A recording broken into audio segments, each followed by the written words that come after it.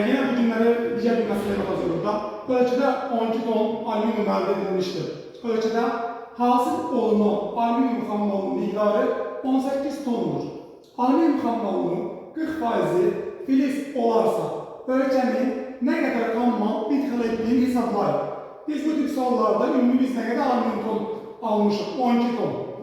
Və bunun 40%-i filizin, yəni 40%-i alüminyum deməkdir. Yəni biz 12'ni götürmüş 40%, x'i de götürmüşüz buradan 100%, x'i de burada ne kadar?